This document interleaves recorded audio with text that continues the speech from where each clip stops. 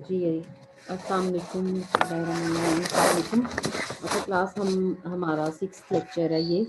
और इससे पहले हम कॉन्ट्रैक्ट्स को पढ़ चुके हैं। हमने देख लिया कि उनकी टाइप्स क्या होती हैं और किस तरह किस काइंड्स के किस किस किस्म के कॉन्ट्रैक्ट्स होते हैं। तो अभी हमारे पास जो नेक्स्ट है वो है जी indemnity, guarantee, bailment and agency. होते ये भी समहाउ कॉन्ट्रैक्ट्स की ही काइंड्स में आते हैं, लेकिन इनके जो है वो प्रोसीजर्स थोड़े से डिफरेंट होते हैं। ठीक है, तो अभी हम इसको पढ़ने के लिए जा रहे हैं। सिद्रा, आप स्टूडेंट्स की अटेंडेंस भी साथ में मार्क कर लीजिएगा। अभी हमारे पास हम 8 पार्टिसिपेंट्स हैं। ठीक है, जी मिस। सबसे पहले है जी हमारे पास कि इंडेमनिटी क्या होती है। कॉन्ट्रैक्ट ऑफ इंडेमनिटी क्या है basically. A contract of indemnity as defined in section 124 of the contract act. ठीक है, ये कॉन्ट्रैक्ट एक्ट है एक जिसके अंदर कॉन्ट्रैक्ट से रेलिवेंट चीज़ें डिफाइंड होती हैं। उनसे उससे रेलिवेंट क्लॉजेज और रूल्स एंड रेगुलेशंस डिफाइंड होते हैं। ठीक है, ठीक है। When one party promises to save other from loss caused by the conduct of the promiser or by the conduct of any other person, यानी कि जब किसी के लॉस को किसी एक पार्टी के लॉस के लिए प्रॉमिस किया जाता है तो उससे इंडेमनिटी कहते हैं। उसे कॉन्ट्रैक्ट ऑफ इंडेमनिटी कहते हैं। मैं इसको दोबारा से रीड आउट कर रही हूँ। When one party promises to save other from loss caused by the conduct of the promisor और by the conduct of any other person. ठीक है, बाय प्रोमिसर और एनी अदर पर्सन। यहाँ पे बेसिकली प्रोमिसी जो है उसके राइट्स को सेव करने के लिए प्रोमिसर या किसी और पर्सन की को के लिए यहाँ पे एक प्रॉमिस किया जा रहा है। ठीक है, इसकी एग्जांपल है हमारे पास। A contracts to indemnify B against the consequences of any proceeding which C may take against B in respect of a sum of rupees 3000. This is contract of indemnity। यानी कि प्रोमिसी के rights को save करने के लिए हमने यहाँ पर एक कॉन्ट्रैक्ट करना होता है जिसे कॉन्ट्रैक्ट ऑफ इंडेमनिटी कहा जाता है। कि कोई अगर ऐसा कोई इसमें थर्ड पार्टी बेसिकली इन्वॉल्व है। कॉन्ट्रैक्ट में तो हमारे पास दो पार्टीज ही होती थी ना, कि उसमें दो पार्टीज के दरमियान में आपस में कॉन्ट्रैक्ट हो रहा होता है और उसमें वही पार्टी प्रोमिसर होता है, प्रोमिसी होता है और वो लोग ही आपस में कॉन्ट्रैक्ट्स की सारी जो शराइत और जो भी उसकी रूल्स एंड रेगुलेशंस होते हैं उसके अकॉर्डिंग वो काम कर रहे होते हैं, उस एग्रीमेंट के अकॉर्डिंग काम कर रहे होते हैं। लेकिन इंडेमनिटी में इसमें थर्ड पार्टी भी इन्वॉल्व होती है। ठीक है, दोबारा एग्जाम्पल को पढ़ रही हूँ, इसको गौर से सुनिएगा। A contracts to indemnify B against the consequences of any proceedings which C may take, यानी कि थर्ड पार्टी सी हो सकता है कोई ऐसा कोई काम कर दे जिसकी वजह से हमने इंडेमनीफाई करना है। ठीक है, कॉन्ट्रैक्ट ऑफ गारंटी। अच्छा, इसमें जब आप इस पे मैं गारंटी को भी पढ़ने लगी हूँ। फिर इसमें इंडेमनिटी और गारंटी दोनों को का डिफरेंस है, उससे फिर आपको ज़रा ज़्यादा अच्छे से इंडेमनिटी की भी और गारंटी की भी ज़्यादा सही समझ लग जाएगी। ठीक है, तो अभी मैं गारंटी पढ़ रही हूँ। A contract of guarantee is defined in section 126 of the contract act. In it is a contract to perform the promise और discharge the liability of a third person in case of default. अच्छा, ये तो guarantee का हमें पहले से ही पता है कि जब दो पर्सन्स के दरमियान में एग्रीमेंट होता है और उस एग्रीमेंट के ऊपर जब उसमें कोई थर्ड पार्टी इन्वॉल्व होकर गारंटी देती है किसी एक की कि भैया अगर ये आपकी रिस्पॉन्सिबिलिटीज़ पूरी फुलफिल ना कर पाया तो इसकी वो रिस्पॉन्सिबिलिटीज़ मैं फुलफिल करूँगा। तो उस सूरत में उसको कहते हैं कि इसमें गारंटर एक इन्वॉल्व हो गया है, उसको हम कहेंगे कि कॉन्ट्रैक्ट ऑफ ए गारंटी हो रहा है, ठीक है। For example, A tells B lend money with interest to C. A B को कह रहा है कि आप उधार पर सी को पैसे दे दो, लेकिन अगर सी जो है वो अनएबल होता है आपकी लॉसेस को पे करने के लिए, तो आई शैल पे ऑफ ऑन हिज बिहाफ, ठीक है। तो इसको हम कहेंगे कॉन्ट्रैक्ट ऑफ गारंटी। दो लोग आपस में एक कॉन्ट्रैक्ट कर रहे हैं, ए कहता है कि जी बी को पैसे दे देते हैं। फॉर एग्जांपल, ये मैं इससे अलग वो कर रही हूँ, ठीक है, कि दो लोगों के दरमियान में कोई कॉन्ट्रैक्ट होता है और कोई पैसे आप यहाँ बेशक उधार ही ले रहे हो या कोई काम करने से रेलिवेंट कोई कॉन्ट्रैक्ट हो रहा है, तो उसमें थर्ड पार्टी एक इन्वॉल्व होकर कहती है कि भैया ये तुम्हारा काम कर देगा, इसको आप पेमेंट कर दो, तो ये जो तुम्हारा काम है ये इतने इतने दिन के अंदर अंदर कर देगा, अगर ये नहीं करता तो इसके बिहाफ पर आपका काम मैं कर दूंगा। उसको कहेंगे फिर कि ये जी बीच में एक गारंटर इन्वॉल्व हो रहा है और ये कॉन्ट्रैक्ट ऑफ गारंटी बन जाएगा, ठीक है। आगे आ जाते हैं जी, कंसेप्ट ऑफ कॉन्टिन्यूइंग गारंटी। अच्छा, इसमें क्लास यहाँ पर मैं आपको बताना चाहूँगी कि इसमें गारंटर और प्रिंसिपल डेटर भी होता है। इसको गौर से सुनिएगा, ये स्लाइड्स में मेरा ख्याल है, हाँ जी स्लाइड्स में ये नहीं है, इसको आप नोट डाउन भी कर लें। A contract of guarantee is also referred to as a contract of surety. Contract of guarantee का एक दूसरा नाम कॉन्ट्रैक्ट ऑफ श्योरिटी भी है, ठीक है। The person who gives the guarantee is called the surety. जो बंदा गारंटी दे रहा होता है, जिसको हम गारंटर भी, जिसका मैं वर्ड यूज कर रही हूँ, उसको हम श्योरिटी भी कहते हैं, ठीक है। The person in favour of whom the guarantee is given is called the principal debtor. जिस बंदे की गारंटी दी जा रही होती है उसे प्रिंसिपल डेटर कहते हैं। और the person to whom guarantee is furnished is called the creditor. यहाँ पे तीन पार्टीज इन्वॉल्व हैं। एक हमारे पास है श्योरिटी जिसे गारंटर कहते हैं, एक है हमारे पास प्रिंसिपल डेटर जो कि जिसकी गारंटी दी जा रही है, और दूसरा पर्सन वो है जिसको हम गारंटी दे रहे हैं, जिसको गारंटी दी जा रही है एक्चुअली में, उसको हम क्रेडिटर कहेंगे। आपने डेटर क्रेडिटर वाला कंसेप्ट पढ़ा हुआ है, सेम वही यहाँ पर भी अप्लाई कर लें, ठीक है। और इसमें साथ आप श्योरिटी के नाम से एक गारंटर बंदा साथ वो उसको ऐड कर लें। इसको मैं दोबारा रीड आउट कर रही हूँ। A contract of guarantee is also refer to as a contract of surety. The person who gives the guarantee is called the surety. The person who in favour to whom guarantee is given is called principal debtor, and the person to whom the guarantee is furnished is called the creditor।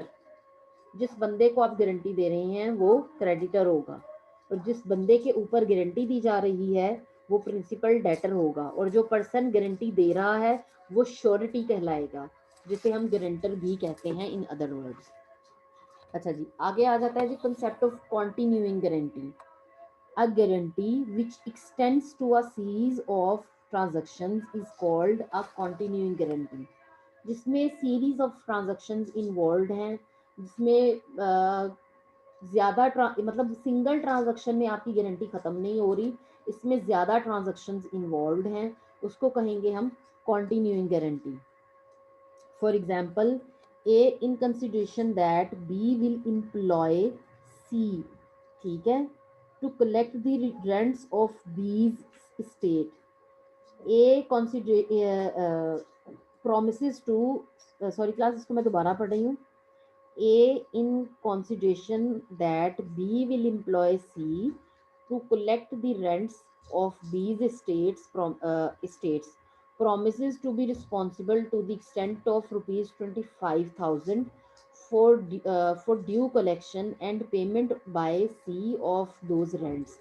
अच्छा, यहाँ पे इसको in simple words हम ये करते हैं कि ए ने बी के साथ कॉन्ट्रैक्ट किया हुआ है कि भैया तुमने मेरे जो है वो घर के रेंट को पे करवाना है। उसके पास ज़्यादा रियल स्टेट्स का बिजनेस है ए के पास, तो ए बी को हायर करता है कि भाई तुमने मेरे जो रियल स्टेट्स के जो काम है उसमें तुमने मेरा रेंट पे करवाना है। लेकिन बी जो है वो उसके बिहाफ पे सी आकर गारंटी दे रहा है कि भाई अगर ये आपके रेंट्स को उस तरह से पे नहीं करवाता तो वो मैं उसको पे करूँगा। तो इसको हम कहेंगे कि ये कॉन्टिन्यूइंग गारंटी है। इसमें आप सिंपल कोई अगर बंदा रेंट पे एक घर भी लेता है उसको भी आप इसके अंदर इन्वॉल्व कर सकते हैं, उस एग्जाम्पल को भी इन्वॉल्व कर सकते हैं, क्योंकि वो फिर 1 महीने का काम नहीं होगा। ज़ाहिर है किसी ने अगर घर रेंट पे लिया तो उसने कुछ अरसे के लिए, कुछ पीरियड ऑफ टाइम के लिए तो वो लिया ही होगा ना, उसको भी हम कॉन्टिन्यू गारंटी का एक एग्जाम्पल कह सकते हैं। सिद्रा आप साथ अटेंडेंस भी ले लीजिएगा, ठीक है? जी मिस ले लिया। Thank you. आगे आ जाते हैं जी, difference of indemnity and guarantee. अच्छा जी, there is an undertaking on the part of the surety to be answerable for the debt और डिफॉल्ट ऑफ अनदर। इंडेमनिटी में क्या है कि अगर तो एक बंदा डिफॉल्ट कर जाएगा तो तब श्योरिटी या गारंटर जो है वो उसको पे करने के लिए लायबल होगा। ऐसे कंसेप्ट को हम कहेंगे कि ये इंडेमनिटी है। लेकिन गारंटी में इस तरह की अंडरटेकिंग नहीं होती, ठीक है? Surety undertakes to indemnify the promisee for the loss caused by either him or by the a third party, ठीक है? इंडेमनिटी में आपका लॉस की सूरत में ही जो है वो पेमेंट होगी, लेकिन गारंटी में उस तरह की अंडरटेकिंग नहीं ली जाती, यानी कि उस तरह का रिटर्न वो नहीं किया जाता प्रोमिजर के लिए, ठीक है? बल्कि ये प्रोमिजी के लिए किया जाता है कि अगर कोई लॉस कॉज होगा, लॉस क्रिएट होगा ड्यू टू प्रोमिजी, तो उस सूरत में थर्ड पार्टी या फिर वो श्योरिटी जो गारंटी दे रहा है वो उसको पे करेगा, ठीक है? आगे आ जाते हैं जी। सेकंड पॉइंट है हमारा, इसको this contract is for the reimbursement of loss, कि ये लॉस की सूरत में ही होता है, ठीक है? अगर लॉस होगा तो पे किया जाएगा, अगर लॉस नहीं होता तो फिर नहीं पे किया जाएगा। लेकिन गारंटी जो है वो क्रेडिटर की सिक्योरिटी होती है, ठीक है? क्रेडिटर हमारे पास यहाँ पे कौन है जिसको गारंटी जो कि गारंटी जिसको दी जा रही होती है, ठीक है? जिसको हमने कहा कि जिसको अभी ऊपर भी हमने इस चीज़ के बारे में बात की कि जो जिस बंदे को गारंटी दी जा रही होती है वो बंदा अपने राइट्स को सेव करने के लिए बीच में एक थर्ड पार्टी को इन्वॉल्व करवाता है कि भैया अगर डेटर ने मुझे पेमेंट नहीं की तो तुम होगी थर्ड पार्टी जो कि पेमेंट करोगी, ठीक है? तो क्रेडिटर की सिक्योरिटी के लिए जो है वो हमारे पास डेटर अपनी साइड से एक गारंटर ऐड करता है, एक श्योरिटी ऐड करता है, ठीक है? आगे हमारे पास थर्ड पॉइंट है जी, there are only two parties and only one contract between them, ठीक है? यहाँ पे सिर्फ दो पार्टीज हैं और उनके दरमियान में कॉन्ट्रैक्ट हो रहा होता है कि लॉस की सूरत में अगर ए बी पेमेंट नहीं कर सका तो सी पार्टी पेमेंट करेगी, ठीक है? लेकिन गारंटी में क्या है कि इसमें there are 3 parties and 3 contracts, यहाँ पर 3 कॉन्ट्रैक्ट होंगे। यहाँ पे पहले तो कॉन्ट्रैक्ट जो होगा वो ए और बी के दरमियान में होगा काम करने का, ठीक है? लेकिन बी के राइट्स को सेव करने के लिए सी पार्टी को इन्वॉल्व करेंगे, जो कि क्रेडिटर्स के राइट्स को सेव करने के लिए हम सी पार्टी को इन्वॉल्व करेंगे, जो कि फिर उस सूरत में हमारे पास 3 कॉन्ट्रैक्ट्स होंगे, ठीक है? और वो पार्टीज कौन सी हो सकते हैं इसको आप कॉपी पे अपनी नोट डाउन कर लीजिएगा, यहाँ पे लिखा हुआ नहीं है, ठीक है? स्लाइड्स में लिखा हुआ नहीं है। Between the creditor and the principal debtor, पहला तो ये कॉन्ट्रैक्ट होगा, ठीक है? क्रेडिटर के दरमियान में और डेटर के दरमियान में, यानी कि जो गारंटी दे रहा है और जिसको गारंटी दी जा रही है उन दोनों के दरमियान में कॉन्ट्रैक्ट होगा, ठीक है? फिर अगला जो है वो कॉन्ट्रैक्ट होगा between the surety and the creditor, जो गारंटी दे रहा है उसके दरमियान में और क्रेडिटर के दरमियान में। अब एक थर्ड कॉन्ट्रैक्ट होगा, वो किसके दरमियान में हो रहा जी?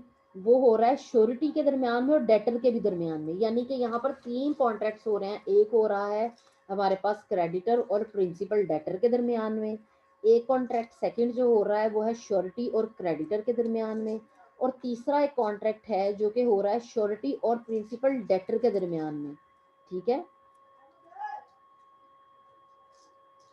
अच्छा क्लास ये आपको थोड़ा सा शायद मुश्किल भी लग रहा हो क्योंकि लिखा भी नहीं है, और जाहिर है मुझे लग रहा है कि जैसे यहाँ पे मुझे बोर्ड यूज़ करना चाहिए था, लेकिन जाहिर है वो तो नहीं हो सकता, तो इसको आप नोट डाउन कर लीजिएगा, ठीक है। आगे हम आ जाते हैं, हमारे पास फोर्थ पॉइंट है, the person giving the indemnity is primarily the liable, there is no secondary liability, ठीक है। जो बंदा यहाँ पर इंडेमनिटी दे रहा है वो लाइबल होगा, और कोई सेकेंडरी लाइबिलिटी इसमें नहीं इन्वॉल्व, ठीक है। लेकिन यहाँ पर कॉन्ट्रैक्ट में क्या होगा कि प्रिंसिपल डेटर जो होगा वो बेसिकली वो लाइबल होता है, लेकिन सेकेंडरी तौर पे हमारे पास श्योरिटी भी होता है, ठीक है।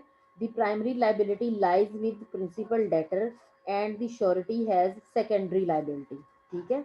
कि पहली जो जिम्मेदारी है वो डेटर की ही है, लेकिन सेकंड जो रिस्पॉन्सिबिलिटी होगी वो जो होगी वो श्योरिटी की यानी डेटर की होगी, तो गारंटर की होगी। The payment is made by the surety only if the debtor does not पे, यहाँ पर पेमेंट तब ही होगी अगर डेटर ने पेमेंट नहीं की, ठीक है। गारंटी वाला कॉन्सेप्ट जो है वो आपने पहले ज़रूर सुना होगा, ठीक है। इसमें आपने वही जो आपने सुना हुआ है उसी को अप्लाई, उसी थिंकिंग प्रोसेस को आपने लेकर चलना है, तब आपको गारंटी की बेहतर समझ लगेगी। आगे आ जाते हैं जी, rights and liabilities of surety. हमारा इंडेमनिटी वाला कॉन्सेप्ट जो है वो बहुत ज़्यादा बड़ा नहीं है, वो वहीं पे ख़त्म हो गया है, ठीक है। आगे हम आ जाते हैं, हमारा सेकंड जो कॉन्सेप्ट है। अच्छा यहाँ पर अब कुछ पार्टिसिपेंट्स ऐड हो रहे हैं, सिद्रा आप नोटिस कर लीजिएगा, ठीक है इनको। आगे आ जाते हैं, rights and liabilities of surety. Where a guaranteed debt is due, ठीक है। अगर कोई गारंटीड डेट ड्यू है, or where the principal debtor has defaulted in performing a guaranteed duty, the surety upon payment of or performance for all that is liable is invested with all the rights which the creditor had against the principal debtor। हमने ये बात already कर ली है। वो बात ये है कि अगर जो आपका डेटर है वो डिफॉल्टेड हो गया है या वो परफॉर्म नहीं कर सका गारंटीड जो जिस चीज़ के बारे में गारंटी दी गई थी, यानी गारंटीड ड्यूटी से रेलिवेंट अगर वो परफॉर्म नहीं कर सकता, तो जिस पर्सन पे सेकंड लाइबिलिटी थी वो हमारा श्योरिटी था, ठीक है। तो श्योरिटी के ऊपर सारी रिस्पॉन्सिबिलिटी आ जाएगी, ठीक है। आगे आ जाते हैं जी, if the principal debtor gives any security to the creditor at the time of contract, ठीक है। यहाँ पर हमारे पास अगेन दो पर्सन्स है, क्रेडिटर और डेटर। अगर डेटर आपको किसी किस्म की सिक्योरिटी रखवा देता है तो the surety is entitled to the benefit of all such security, ठीक है। तो ऐसी सूरत में जो गारंटर है, जो श्योरिटी है, उसको भी फायदा होगा सिक्योरिटी की वजह से, ठीक है। इफ द क्रेडिटर लूजेस और parts with the securities with the consent of the surety, the liability of surety is reduced to the extent of the value of the securities। अच्छा जी, तो इसका क्या मतलब हुआ? इसका ये मतलब है कि अगर प्रिंसिपल डेटर और क्रेडिटर के दरमियान में कॉन्ट्रैक्ट हुआ है और उसने डेटर ने आपको कोई सिक्योरिटी के तौर पे कोई चीज़ रखवा दी है, मतलब कोई एक्चुअली में कोई फिजिकली सिक्योरिटी है या कोई फिजिकली नहीं भी है, कोई पेपर्स हैं या शेयर्स हैं या बॉन्ड्स के कोई पेपर्स रखवा दिए गए हैं, उस सूरत में भी जो श्योरिटी होगा यानी कि जो हमारा गारंटर होगा उसकी रिस्पॉन्सिबिलिटी स्लाइटली कम हो जाती है, उसकी रिस्पॉन्सिबिलिटी डिवाइड हो जाती है, ठीक है, क्योंकि इसमें हमारे पास सिक्योरिटी भी इन्वॉल्व है, ठीक है। A surety is entitled to be reimbursed by the principal debtor for all rightful payments he makes on behalf of the debtor to the creditor. अच्छा जी, यहाँ पे सबसे पहला जो राइट है वो किसका सेव हो रहा है? वो हो रहा है जी हमारी श्योरिटी का, गारंटर का। तो गारंटर का जो है वो जो बंदा गारंटी दे रहा है, जाहिर है उसको फिर डेटर से आपकी पेमेंट्स जो होंगी वो डेटर ही करेगा बाद में, ठीक है। तो इस तरह से जो राइट्स और लाइबिलिटीज होती हैं श्योरिटी की, उनको एड्रेस किया जाता है।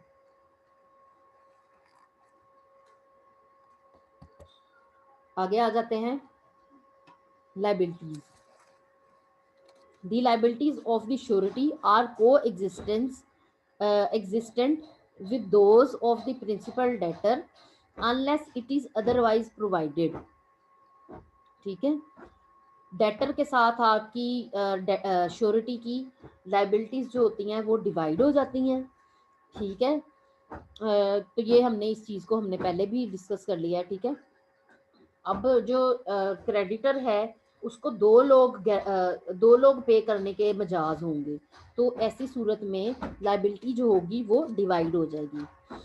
एग्जाम्पल है जी, A guarantees to B the payment of bill of exchange by C, the acceptor. The bill is dishonored by C. A is liable not only for the amount of the bill but also for an interest or charges which may have become due on it, ठीक है। कि ए ने guarantee दी है B को, ठीक है, कि अगर सी पेमेंट नहीं करेगा तो मैं पेमेंट करूंगा, इसलिए ए जो होगा वो लायबल होगा कि वो बिल ऑफ एक्सचेंज के अगेंस्ट पेमेंट भी करेगा और उसका इंटरेस्ट भी पे करेगा इन केस आपको सी अगर पे नहीं करता, ठीक हो गया। कोश्योरिटीज, अच्छा जी, अब यहाँ पे हम कोश्योरिटीज को पढ़ने जा रहे हैं।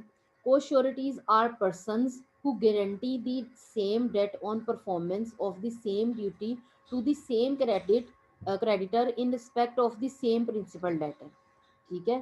It is not necessary that two or more co-sureties should furnish the guarantee in the same contract or the same time. A person may be a co-surety of another without his knowledge, ठीक है। यहाँ पे multiple persons भी involve हो सकते हैं और यहाँ पे सिंगल पर्सन भी हो सकता है। और को श्योरिटी एक जो है वो हो सकता है, को श्योरिटी हो सकता है उसने वो वाला ये पर्सन भी हो सकता है जिसने एक्चुअली में नहीं बताया हुआ डेटर के बारे में, मतलब डेटर को नहीं बताया हुआ लेकिन वो श्योरिटी दे सकता है, ठीक है। दोबारा मैं इसको रीड आउट कर रही हूँ, इसको गौर से सुनिएगा, इसकी स्लाइड में ही इसका जो है वो अंडरस्टैंडिंग छुपी हुई है। Co-sureties are persons who guarantee the same debt, जो सेम डेट के लिए गारंटी दे रहे हैं, ठीक है, on performance of the same duty to the same creditor in respect of the same principal debtor. यानी कि यहाँ पे जो को श्योरिटीज हैं ये हो सकता है एक दो मल्टीपल पर्सन हो और ये उसी सेम डेटर के बारे में जो है वो गारंटी दे रहे हैं, ठीक है। क्रेडिटर को गारंटी दी जा रही है ना डेटर की साइड से, तो हो सकता है कि उसको आपने नहीं भी बताया हुआ तो तब भी इसको हम कहेंगे कि गारंटर इसमें भी इन्वॉल्व है। समटाइम्स ऐसा होता है कि जो घर का कोई बड़ा बूढ़ा हो वो बताए बगैर जो है वो गारंटर बन जाता होता है, ठीक है। तो ऐसा भी इस चीज में हो सकता है, ठीक है। आगे आ जाते हैं जी हम, डिस्चार्ज ऑफ श्योरिटी। अच्छा जी, आपने ये चीज माइंड में रखनी है कि श्योरिटी यहाँ पर गारंटर के बारे में यूज किया जा रहा है, जैसा हमने स्टार्ट में ही इसको डिस्कस कर लिया है।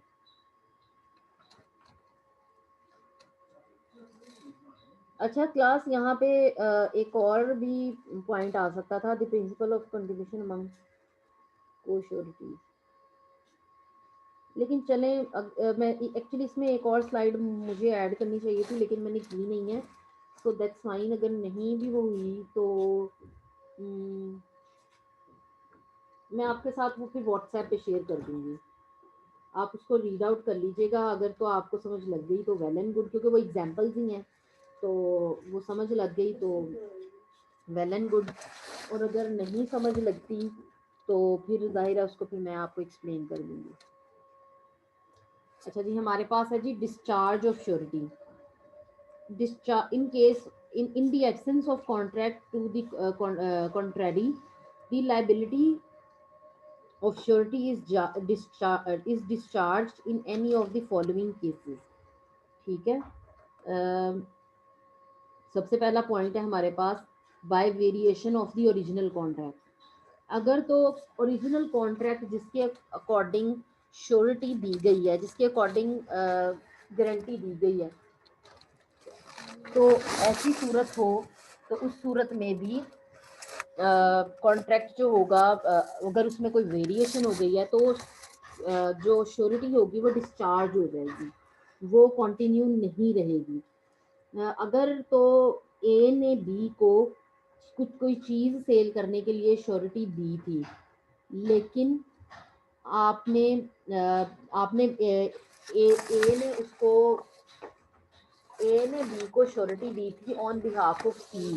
ठीक है, तो सी को हाशिम कोई क्वेश्चन है आपका?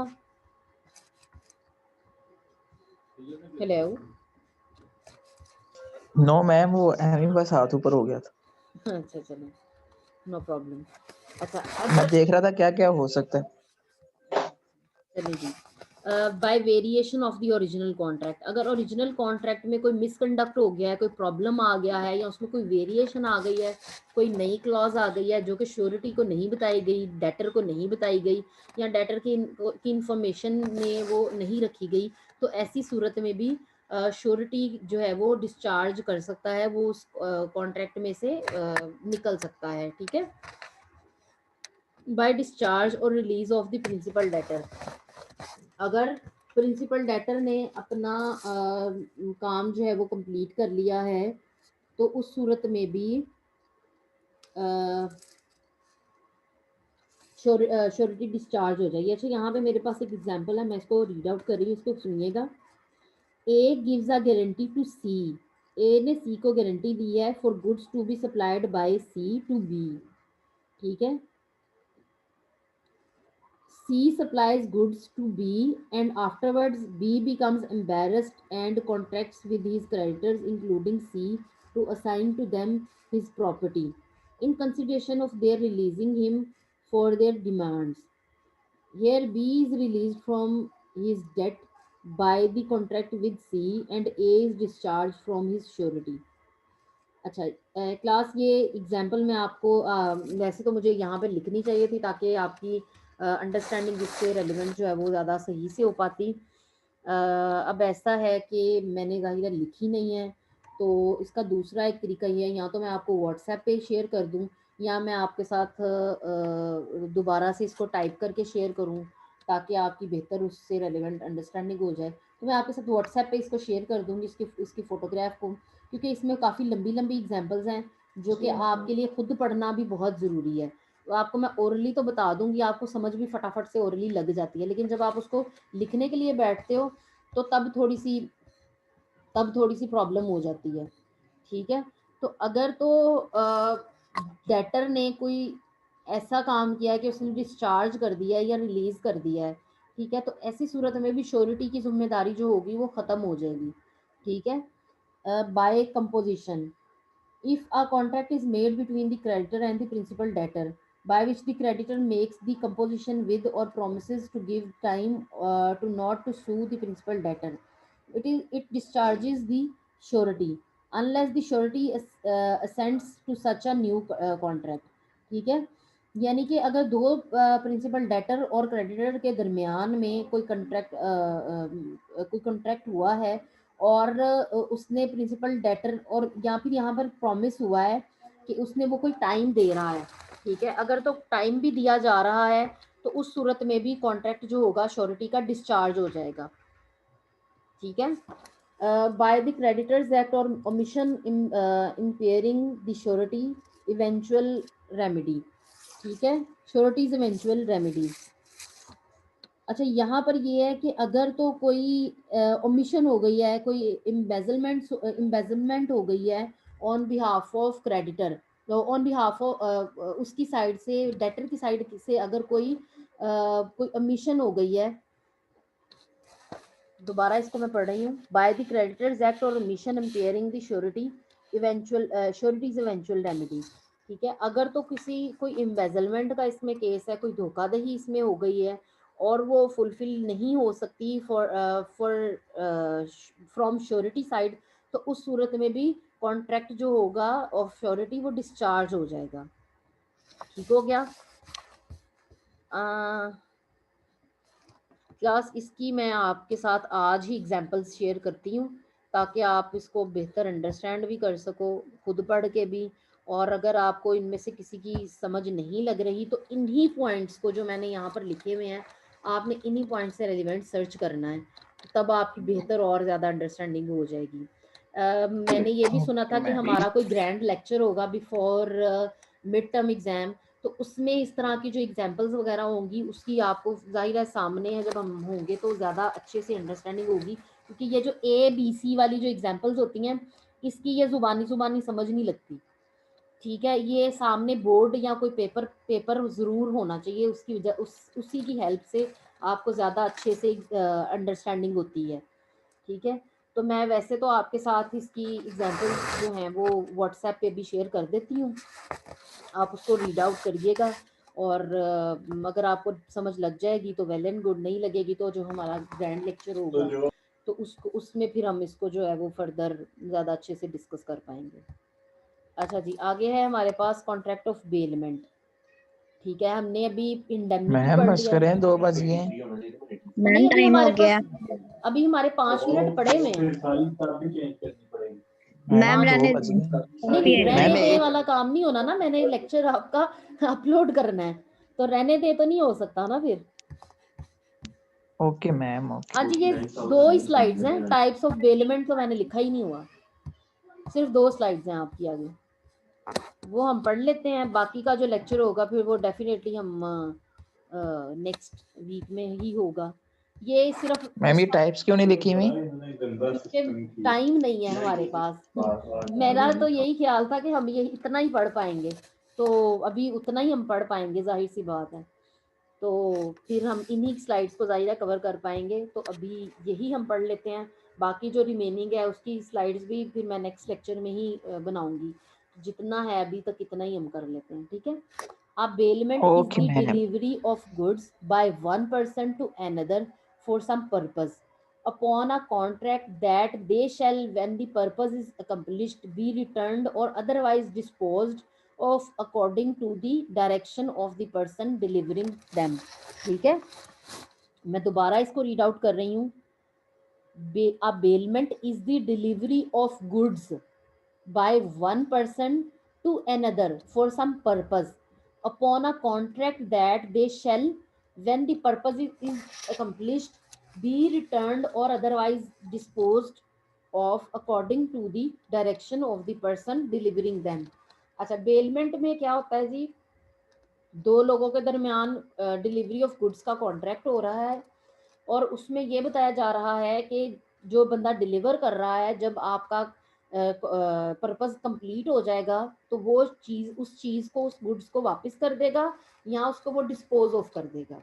ठीक है, बेलमेंट क्या होती है जी, ये एक एक्ट है of delivering goods to bailee. अब बेली कौन सा पर्सन है वो नीचे लिखा हुआ है, the person delivering the goods is called bailor। ठीक है, the person to whom goods are delivered is called a bailey और the bailey। ठीक है, जो बंदा गुड्स डिलीवर कर रहा है वो बेलर है, और जो बंदा गुड्स को रिसीव कर रहा है, जिसको गुड्स ट्रांसफर की जा रही हैं या डिलीवर की जा रही हैं, वो होगा बेली। अच्छा, इसमें छोटे छोटे पॉइंट्स हैं आपके सब्जेक्ट में जिनको आपको जाहिर है मेमोराइज करना पड़ेगा, थोड़ा याद करना पड़ेगा। ठीक है, तो यहाँ पर हमारे पास बेलमेंट क्या है, बेलमेंट है जी delivering of goods to the bailee. और बेली कौन है, जो जिसको आपने गुड्स ट्रांसफर किए हैं, डिलीवर किए हैं, और जो बंदा गुड्स को ट्रांसफर कर रहा है उसको हम कहेंगे कि वो बेली है। ठीक है, बेलर है। आगे आ जाते हैं जी कि करेक्टरिस्टिक्स क्या होते हैं बेलमेंट के। वो यहाँ पर मैंने मेंशन किए हुए हैं। अच्छा, क्लास 3 मिनट रह गए हैं। करेक्टरिस्टिक्स को भी वैसे तो एक्सप्लेन करना चाहिए, तो 3 मिनट में तो नहीं होगा, हर करेक्टरिस्टिक डिफाइन नहीं होगा। तो मैं इसको सिर्फ पढ़ रही हूँ जहाँ पर मुझे लगा कि इसकी एग्जांपल्स तो हैं, हर पॉइंट की एग्जांपल्स हैं, तो उसको हम फिर नेक्स्ट क्लास में भी डिस्कस कर लेंगे और हम भी कर लेते हैं। सिद्रा, आप एक दफ़ा प्लीज़ अटेंडेंस दोबारा ले लें, और ये वाली फिर अटेंडेंस मुझे आप ज़रूर शेयर कर दीजिएगा, ये जो लास्ट में आप ले रही हैं। 1-2 लोग और ऐड जी हुए हैं मिस। अभी, ठीक है। The delivery of possession of goods, ठीक है। गुड्स यहाँ पर मूवेबल प्रॉपर्टी को कहेंगे हम, ठीक है। गुड्स हमारे पास क्या है, हमारे पास मूवेबल प्रॉपर्टी है। If there is a transfer of ownership, the transaction is a sale और एक्सचेंज बट नॉट बेलमेंट, ठीक है। अगर तो ट्रांसफर ऑफ ओनरशिप भी हो रहा है तो उस सूरत में हम कहेंगे कि ये सेल हो गई है, फिर उसको बेलमेंट नहीं कहेंगे। ये वाला क्वेश्चन आपकी साइड से आना चाहिए था, लेकिन चले, नो प्रॉब्लम। अगर यहाँ पर डिलीवरी ऑफ गुड्स में चीज़ें उधार पे एक तरह से जा रही होती हैं, ठीक है, बेलमेंट में जो गुड्स होती हैं वो उधार पर जा रही होती हैं, और लेकिन अगर हम बिल्कुल उसकी ओनरशिप भी ट्रांसफ़र कर देते हैं तो तब उसको हम कहेंगे कि ये सेल हो रही है, ठीक है। The transaction is a sale or exchange charge. A bailor therefore need not be the owner of the goods but he delivers. ठीक है, बेलर सिर्फ गुड्स को ट्रांसफर करता है और डिलीवर करता है, वो उसको एक्चुअली में सेल नहीं कर रहा होता, ठीक है। The delivery must be for some temporary purpose, ये हमने पहले ही बात कर ली कि ये टेम्पररी पर्पस के लिए होती है। जैसे ही आपका काम कंप्लीट हो जाता है, या तो वो चीज़ें डिस्पोज हो जाती हैं वो गुड्स, या फिर वो रिटर्न हो जाती हैं, ठीक है।